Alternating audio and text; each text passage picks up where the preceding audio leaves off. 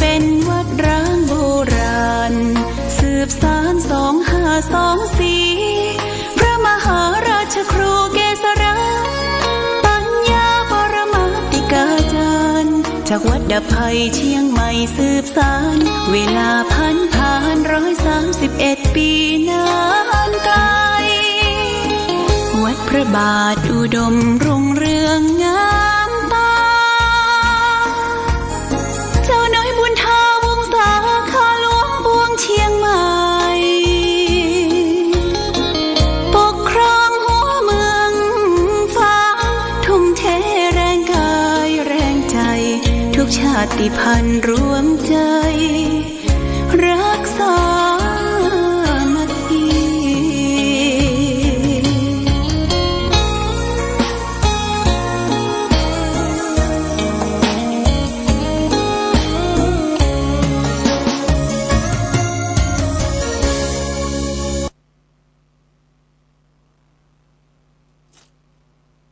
เจริญสุขศรัทธาสาธุชนญาติโยมท่านพุทธบริษัททั้งหลายวันนี้รายการธรรมประทีปส่องต่างก็ได้มาพบปะกับพ่อแม่พี่น้องศรัทธาสาธุชนญาติโยมแห่งครั้งหนึ่งวันนี้เป็นวันอังคารที่2เดือนกรกฎาคมพุทธศักราช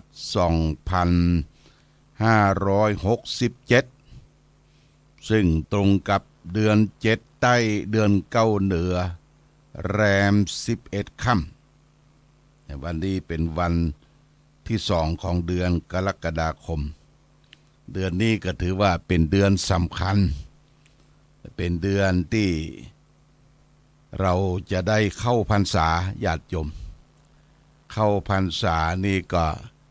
ไปตรงกับวันที่21นี่เป็นวันอาสาฬหบูชาวันอาทิตย์ที่21วันที่22วันจันทร์ที่22กรกฎาคมก็เป็นวันเข้าพรรษาของตุเจ้าประสงค์สำหรับฆราวาสญาติโยมตั้งแต่วันอาสาฬหบูชาการเข้าพรรษาคือการเข้าจำในฤดูฝนเพื่อพระเจ้าประสงค์ไปได้เที่ยวสัญจรไปตามวัดวาอารามต่างๆเกินกว่า7 วันจะต้องทำพรรษาอยู่ในวัดใดวัดหนึ่งครบถ้วนไตรมาส3 เดือนก็เป็นโอกาสที่ญาติโยมจะได้ประพฤติปฏิบัติธรรมโดยใครจะไปนอนวัดไหนที่ไหนก็เตรียมตัวเตรียมการไว้เตรียมตัวเตรียมการไว้เพื่อจะได้ประพฤติปฏิบัติธรรมในช่วงเทศกาลเข้าพรรษา3 เดือนครบไตรมาส3 เดือนแล้วก็วันอาทิตย์ที่28ญาติโยมวันอาทิตย์28เป็นวันคล้ายวันพระราชสมภพวันเกิดของพระบาทสมเด็จพระเจ้าอยู่หัวรัชกาลที่10เปิ้นก็จะครบรอบ72 ปียังมีความหมายสถาบันชาติศาสนาพระมหากษัตริย์3 สถาบันนี้มีความสำคัญชาติคือชาติไทยเราปกครองโดยระบอบประชาธิปไตยและก็ชาติไทยภูมิใจว่าเฮาบ่ได้ตกเป็นเบื้องล่างเป็นอาณานิคมของชาติอื่นในสมัยรัชกาลที่1มาถึงรัชกาลปัจจุบันสมัยรัชกาลที่5นี่เฮาต้องเสือแผ่นดินไปหลายแคว้นหลายที่อย่างทางเขมรทางศรีโสพลทางต่างๆก็ประเทศมหาอำนาจที่มาปกครองในย่านนี้ก็คือประเทศฝรั่งเศสญาติโยมฝรั่งเศสอเมริกาฝรั่งเศสอังกฤษรอบตัวเฮานี่ประเทศเวียดนามก็ปกครองโดยฝรั่งเศส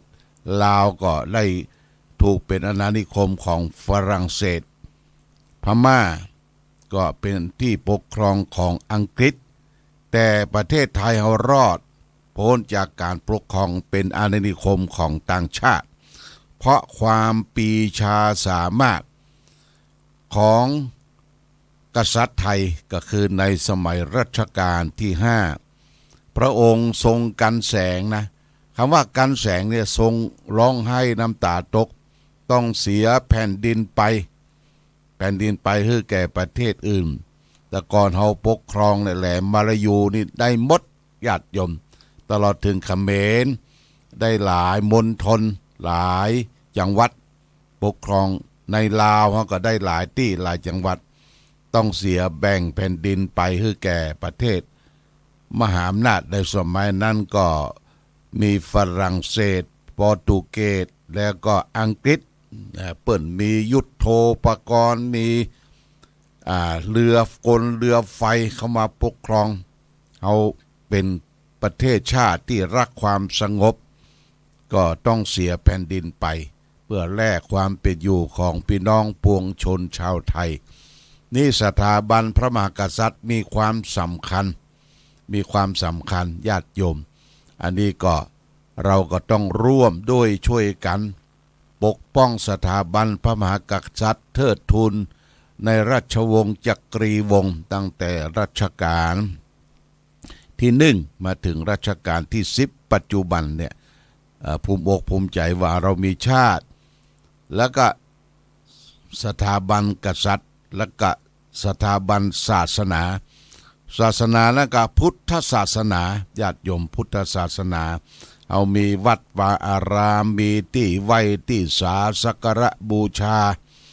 อย่างวัดพระพุทธบาทอุดมนี่เขาก็พัฒนามาอย่างต่อเนื่องบัดนี้เข้าที่เข้าทางเป็นสัปปายะเหมาะแก่การที่ได้เข้าวัดปฏิบัติธรรมอย่างทุกวันเสาร์นี่เขาก็มีการปฏิบัติธรรมคำว่าสัปปายะนี่คือความสะดวกญาติโยมที่อยู่สัปปายะก็มีศาลามีวิหารสะอาดสะอ้านห้องน้ำสัปปายะการห้องน้ำการขับถ่ายสะดวกสบายอาหารการกินสัปปายะก็คือได้ดูแลญาติโยมเรื่องภัตตาหารอาหารการกินน้ำท่านี่สัปปายะครูบาอาจารย์สัปปายะก็มีตู้เจ้าพระสงฆ์เป็นผู้จักผู้นำไหว้พระสวดมนต์สัปปายะแปลว่าความสะดวกความสบายตามฐานานุรูปที่ตนเองที่จะพึงได้รับเนี่ยญาติโยมอันนี้ที่วัดวาอารามสถานที่ต่างๆเกิดสัปปายะเพราะก่อนการมามันบัดสัปปายะเช่นว่าจะต้องบูรณะปฏิสังขรณ์ก่อสร้างสิ่งต่างๆยกตัวอย่างง่ายๆอย่างเช่นวิหารพลาพระเจ้าละแข่งวิหารพระเจ้าละแข่งเนี่ยถูกอัคคีไฟไหม้เบิร์นหมดญาติโยมเบิร์นนี่แปลว่าไหม้เป็นภาษาอังกฤษถูกไฟไหม้เป็นอย่างเขาก็ช่วยกันเสาะสตุ้งสตังปัจจัยให้หอมเป็นกฐินผ้าป่ามีเจ้าภาพเจ้าศรัทธาประเดี๋ยวนี้สะดวกสบายสำเร็จเสร็จสิ้นแล้วก็มีความสะอาดสะอ้านเข้าไปในก็มีพัดลมมีรูปถ่ายมีอย่างต่างๆที่นั่งที่กอบนั่งอย่างต่างๆเรียกว่าสัปปายะก็เป็นเหตุนำพาให้เกิดความสะดวกสบายเพื่อให้เกิดบุญเกิดกุศลที่เราจะได้บำเพ็ญตนให้เป็นประโยชน์ญาติโยมอันนี้ก็ต้องขอบคุณอนุโมทนากับทุกท่านที่ได้ทำสัปปายะให้เกิดขึ้นแล้วก็วันนี้เป็นวันที่สองนี้ตะกี้โทรศัพท์หาท่านพระครูปริยัติชัยการหรือหลวงพ่อดำชัยวงศ์ซึ่งเป็นบุตรของแม่อุยตาชัยวงศ์บ้านสวนดอกหลวงพ่อดำชัยวงศ์หรือหลวงพ่อพระครูปริยัติชัยการเปิ้นนิมนต์ไปเป็นเจ้าวาดวัดธ ถ้ำเขาปูนถ้ำเขาปูนเมืองกาญจนบุรีวัดนี้มีความสำคัญอย่างไรแต่ก่อนวัดถ้ำเขาปูนนี่โด่งดังกับเมื่อโจแอนน่ะเป็นคนฝรั่งที่ถูกฆาตกรรมในถ้ำในถ้ำเขาปูนเนี่ยญาติโยมวันนี้ท่านเดินทางมาแล้วตะกี้โทรศัพท์ว่าตอนนี้เลยชัยนาทมาแล้วนะที่มานะก็เพราะว่ามีความเกี่ยวข้องดองกับทางวัดพระพุทธบาทอุดมหลวงพ่อดำพระครูปริยัติชัยการนั่นเป็นผู้อุปถัมภ์วัดเป็นลูกศิษย์ของวัดเป็นศรัทธาของวัดพระพุทธบาทอุดมเปิ้นได้เป็นเจ้าภาพพระนเรศวรมหาราชพระนเรศวรมหาราช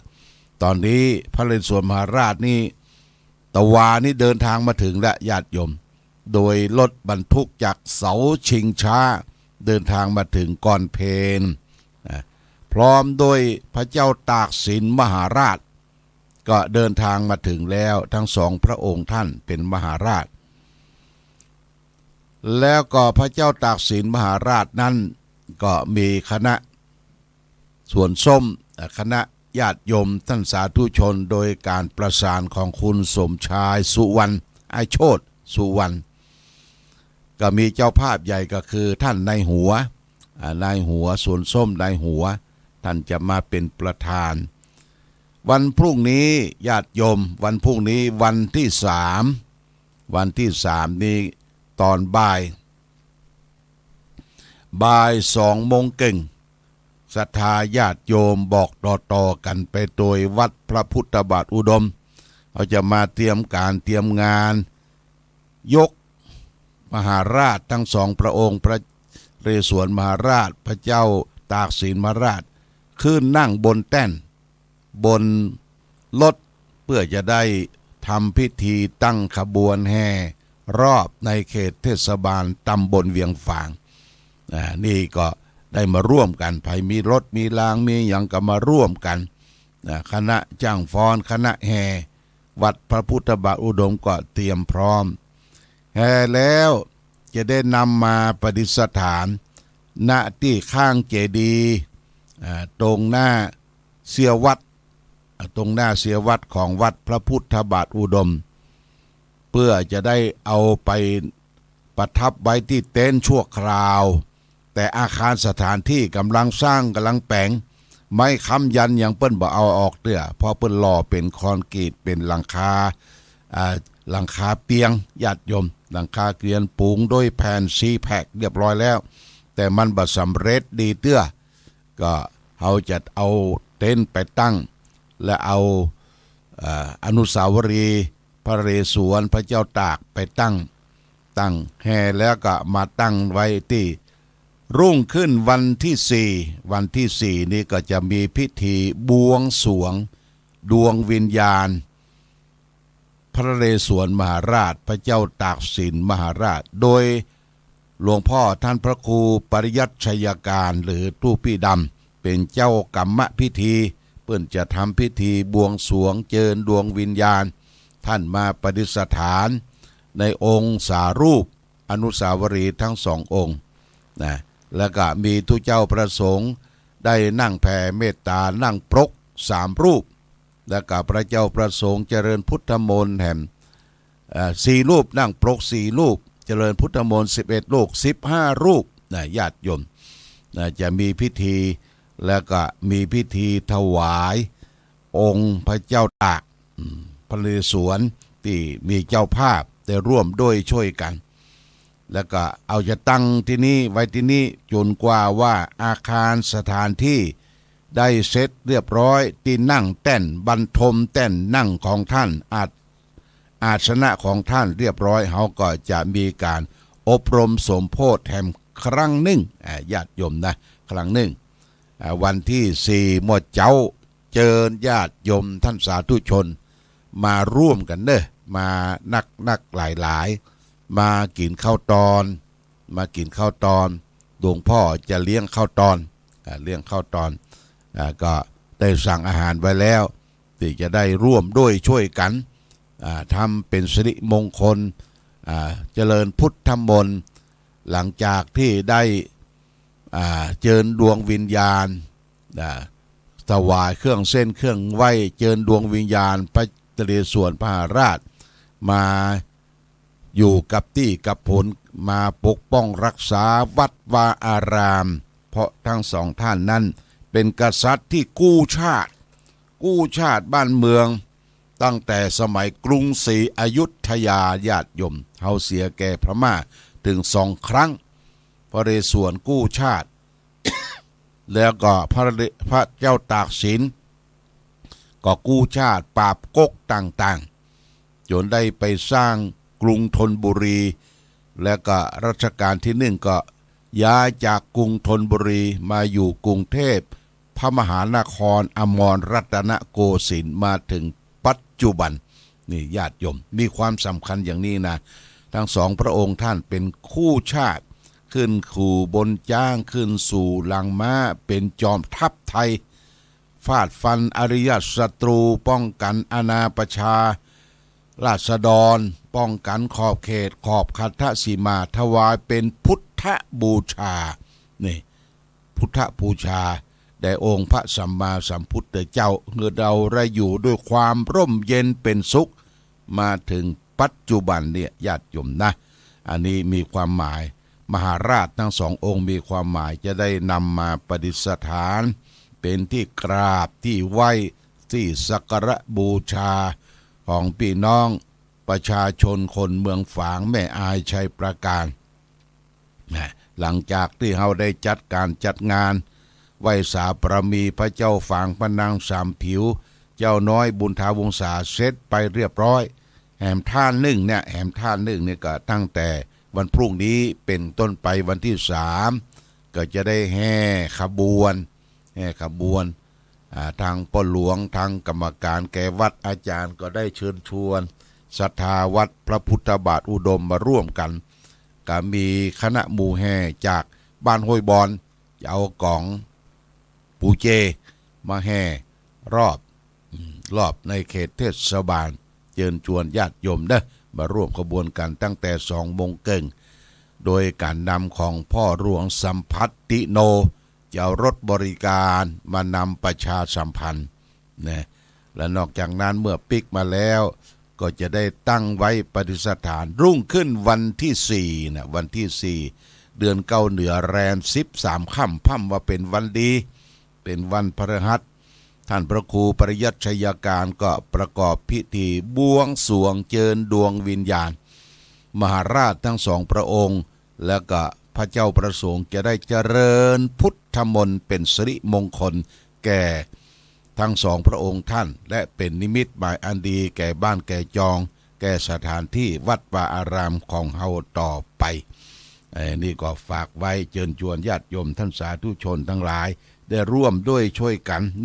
ร่วมด้วยช่วยกันวันนี้ได้มามาพบก็จะได้นำสาระธรรม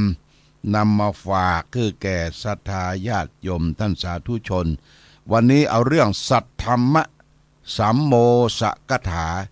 ว่าด้วยธรรมะที่เป็นเหตุให้พระสัทธรรมเสื่อมพระสัทธรรมเสื่อมนี่ญาติโยมนะสำคัญ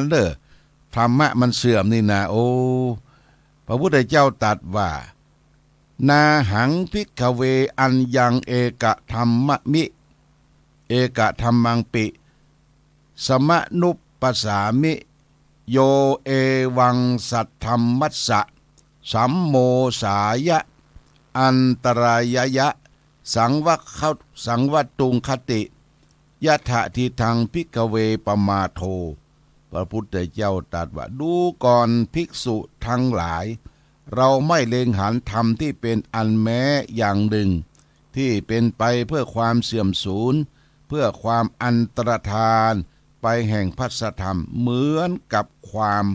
ประมาทเลยนี่พระพุทธเจ้าตรัสว่าโอ้พระสัทธรรมอันอย่างพระพุทธเจ้ารู้แจ้งเห็นจริงว่าข้อนั้นข้อนี้จะเสื่อมแต่ทั้งหลายทั้งปวงพระสัทธรรมจะเสื่อมเหมือนก็เหมือนความประมาทเลยความประมาทเนี่ยเป็นหื้อสัทธรรมเสื่อม ก็จะได้อธิบายให้ญาติโยมท่านสาธุชนทั้งหลายว่าพระสัทธรรมเสียมมีอย่างพ้องโกสัจชังความเกลียดค้านนี่ทำให้พระสัทธรรมเสียมนะบางห้ำบางเฮียนบางซึกบางสาอร่อยอเตยมหิชตาความมากในกามกุลรูปเสียงเก่นลดโพธพะอาสันทุติตาความไม่สันโดษไม่ยินดีในสิ่งที่ตนมีไม่พอใจที่ทรงได้เซาะจนหัวปักกะวัมบ่มีเวลาที่จะได้เข้าวัดปฏิบัติธรรมยโสนิโสมนสิกโรความไม่ใส่ใจในการแยบคายไม่พิจารณาเหตุผลในการประพฤติปฏิบัติธรรมอาสัมปชัญญังความไม่รู้ตัวนี่สำคัญเลยความบ่รู้ตัวบางคนก็ยกตนตัวเร่อประเสริฐกว่าคนอื่นบางคนก็ทำตนต่ำต้อยเข้าสังคมเข้าหมู่เข้าจุ้มบ่ได้เนี่ยอสัมปชัญญังความไม่รู้ตัวปรมิตตาความมีมิตรชั่วนี่โมมิตรชั่วปาตัวหื้อมัวมองมิตรชั่วก็คือมิตรที่แนะนำไม่ตังที่บดีนะเมื่อต้องการแสดงหัวข้อธรรมใดพึงเปลี่ยนคำว่าปมาโทเป็นหัวข้อธรรมนั้นนะประมาโทนี่คือความประมาทคือความไม่ประมาทอปมาโทคือความไม่ประมาทปมาโทคือความประมาทให้ประมาทในตนในวัยในการศึกษาในการดำรงชีวิตนี่ฝากไปเป็นหลักคิดแก่ศรัทธาญาติโยมว่าสัทธรรมะสัมโมสกถาว่าได้ความเสี่ยมความเกียจค้านผ่องความเป็นคนมากความไม่ยินดีสันโดษในสิ่งที่ตนมีความไม่ใส่ใจในการประพฤติปฏิบัติธรรมแยบคายความไม่รู้ตัวความเป็นผู้มีมิตรชั่วเนี่ยทั้งหลายทั้งปวงเนี่ยเป็นความเสี่ยมของสัตธรรมฝากไว้เป็นหลักคิดหรือแก่ศรัทธาสาธุชนญาติโยมมาณโอกาสนี้วันนี้รายการธรรมะประทีปส่องต่างได้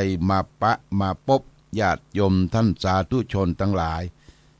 ก็พอสมควรแก่กาลเวลา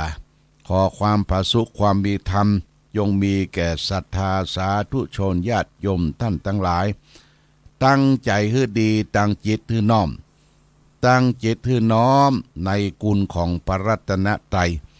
ทำอย่างให้มีสติความรู้ตัวทั่วพร้อมทำอย่างจะไปเวอร์จะให้มันเวอร์โอเวอร์เกินให้มันเนกาทีฟคือพอดีกับการดำรงชีวิตเอาก็จะมีความสุขทั้งโลกนี้และโลกหน้าโลกปัจจุบันเฮามีความสุขโลกหน้าก็มีความสุขเช่นเดียวกันขอความผาสุขความมีธรรมจงมีแก่ศรัทธาสาธุชนญาติโยมทุกท่านรายการธรรมะประทีปส่องต่างต้องขอลาก่อนขอผู้ฟังจงตั้งมั่นจิตหันษาโดยธรรมะขององค์พระพุทธาได้นำพาให้เกิดความสุขสงบเย็น